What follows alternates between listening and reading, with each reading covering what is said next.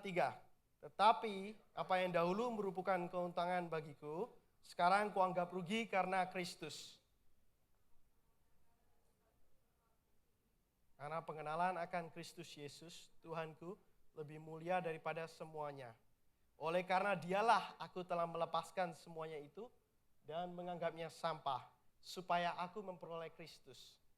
Dan berada dalam Dia, bukan dengan kebenaranku sendiri, karena mentaati hukum Taurat, melainkan dengan kebenaran karena kepercayaan kepada Kristus, yaitu kebenaran yang Allah anugerahkan berdasarkan kepercayaan.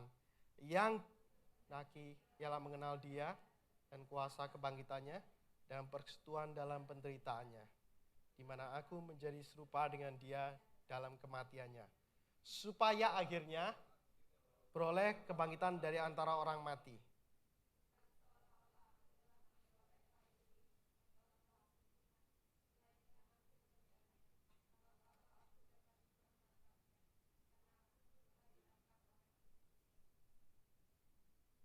Saudara-saudara, aku sendiri tidak menganggap bahwa aku telah menangkapnya, tetapi ini yang kulakukan. Aku melupakan apa yang telah di belakangku dan mengarahkan diri kepada apa yang di hadapanku.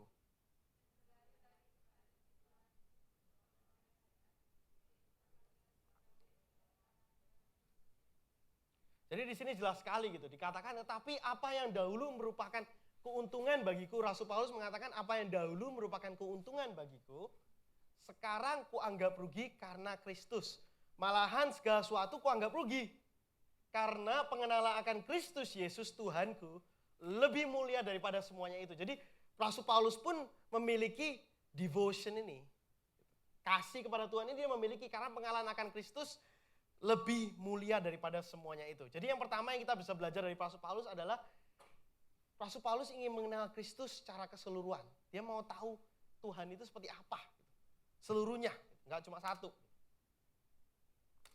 Dikatakan tetapi apa yang dahulu merupakan keuntungan bagiku sekarang kuanggap rugi karena Kristus. Malahan segala sesuatu kuanggap rugi karena pengenalan akan Kristus Yesus Tuhanku lebih mulia daripada semuanya. Nah, Filipi 3:10 mengatakan tadi kita baca sama-sama juga, yang kukehendaki ialah mengenal Dia. Mengenal Dia. Nah, mengenal ini kata-katanya bahasa Greknya dari pengenalan yaitu artinya gnosis. Gnosis ini diambil dari kata ginosko. Gitu. Ginosko. Jadi kalau mengenal bahasa verbnya itu ginosko. Gitu. Pengenalan, knowledge gitu, dalam bahasa Inggrisnya itu gnosis. Gitu. Artinya mengenal atau recognize. Mengerti, know. Menyadari, realize, memahami, menemukan. Jadi gak hanya cuma mengenal aja, tapi memahami, benar-benar mengerti. Gitu. Benar-benar understand. Benar-benar memahami, benar-benar mengerti, benar-benar menemukan. Realize, menemukan. Gitu. Jadi discover, menemukan. Gitu. Jadi sesuatu yang gak hanya cuma mengenal aja, cuma tahu aja, ya udah tahu Tuhan Yesus, that's it. Gitu. Nah benar-benar there's another step gitu yang diambil. Gitu. Pengenalan akan Kristus itu lebih mulia daripada semuanya itu. Nah, apa yang bisa kita pelajari tentang Kristus? Yang pertama, yang paling mudah yang kita bisa pelajari tentang Kristus yaitu tentang kasih-Nya. Gitu. Semua daripada kita udah tahu Tuhan Yesus mengasihi kita. Gitu. Tapi kalau misalnya kita tanya, misalnya, apakah saudara tahu Tuhan mengasihi saudara? Ya, kita tahu. Tapi apakah kita benar-benar mengenal akan kasih-Nya dalam kehidupan kita? Gitu. Nah, mengenal akan kasih-Nya ada beberapa aspek yang kita mau belajar pada pagi hari ini tentang mengikuti dan mengenal akan kasih Kristus dalam kehidupan kita. Gitu.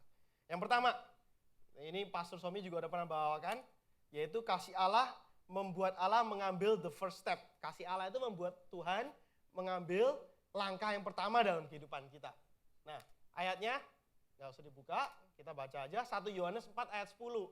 4 ayat 10. Inilah kasih itu, bukan kita yang mengasihi Allah, tetapi Allah yang telah mengasihi kita. Jadi Allah yang telah mengasihi kita dan yang telah mengutus anaknya. Jadi Tuhan mengasihi kita.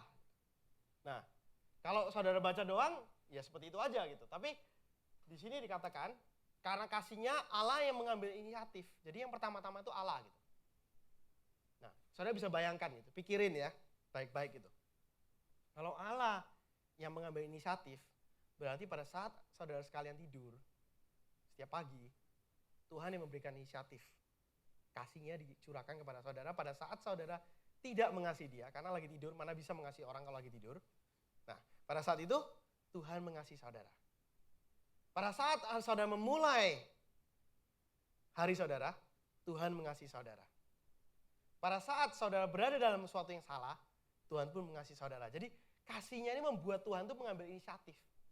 Dia yang memulai, dia yang mendahului. Jadi sebelum misalnya saudara mengatakan I love you Lord, before you can finish your word to say I love you Lord, remember God is already saying I love you first to you.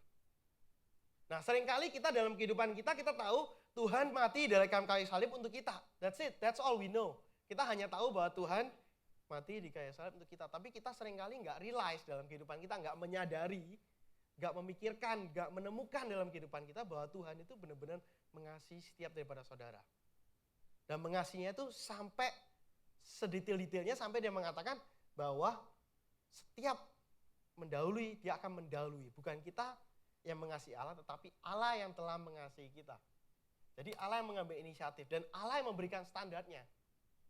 Nah, kalau misalnya kita dalam kehidupan kita gitu ya, misalnya ada satu perempuan nanya sama hal cowok gitu, ceritanya gitu ya. Seberapa dalam Anda mengasihi saya? Gitu. Sedalam-dalamnya bunga ini. Nah, kira-kira cukup gak? Gitu. Kalau Anda perempuan gitu dikasih tahu, saya mengasihinya seperti harganya, inilah 2 dozen roses I buy for you. Kira-kira mau nikah gak sama orang seperti itu? Nah, jadi Tuhan memberikan standar, Anda bisa lihat gitu. Kalau misalnya saudara dikatakan hanya, oke, aku mengasihi kamu seharga duit yang saya beli untuk beli bunga ini, mungkin saudara memikirkannya kurang. Gitu. Kenapa? Karena saudara bisa mengerti bahwa itu kurang, karena Tuhan sudah memberikan standar dalam kehidupan kita. Bukan kita yang telah mengasihi Allah, tapi Allah yang mengasihi kita dan yang telah mengutus anak yang tunggal. Jadi Tuhan memberikan suatu sacrifice dalam kehidupannya. Jadi Tuhan memberikan standarnya itu dari Tuhan. Gitu. Dia memberikan dasarnya untuk kita. Kasihnya secara terus-menerus dalam kehidupan kita. Jadi orang umat Israel, kalau saudara ingat dulu waktu umat Israel komplain tentang makanan, gak ada segala, Tuhan deliver mana every day. Ya kan? Selalu every day, every morning Tuhan deliver. Sama, kasih Tuhan juga setiap pagi, dia deliver dalam kehidupan saudara. Jadi jangan sampai lupa, kasih Allah membuat Allah mengambil the first step. The first step. Nah, kalau dalam kontrak misalnya, saya nanya sama saudara gitu ya. Zaman sekarang ada yang namanya eBay. Tahu ya eBay ya? Nah, kalau misalnya saya jual barang nih, saya nggak punya rating sama sekali. Gitu. Saya nggak pernah punya rating. Tahu ya rating ya, misalnya sudah 20.000 menjual barang gitu. Satu ratingnya star, purple, segala warna-warna gitu. Tahu ya? Ya, saya jual begitu. Misalnya saya mau menjual barang kepada saudara. Dalam suatu kontrak gitu. The other day we were just talking gitu. Kita baru kemarin kita ngobrol soal dalam kontrak tuh siapa yang kasih duluan sih barangnya. Misalnya saya mau jual barang gitu Om Simon gitu ya. Om Simon saya mau menjual ini kertas ini gitu. Terus saya bilang Om Simon bayar saya $2 Om Simon gitu ya. Nah, saya yang kasih kertas duluan atau Om Simon kasih saya duluan? Dalam kontrak. Nah, Om Simon nggak tahu saya nggak tahu Om Simon gitu. Siapa yang kasih duluan gitu. Nah, jadi pertanyaan kan dalam bisnis kontrak seringkali begitu gitu. Siapa yang ngasih duluan gitu loh. Nah, sekarang ada sistem yang namanya PayPal. Nggak usah bingung. Kenapa? Karena ada orang yang garansi bahwa saudara bayar, saudara nggak akan hilang kalau saudara bayar duluan.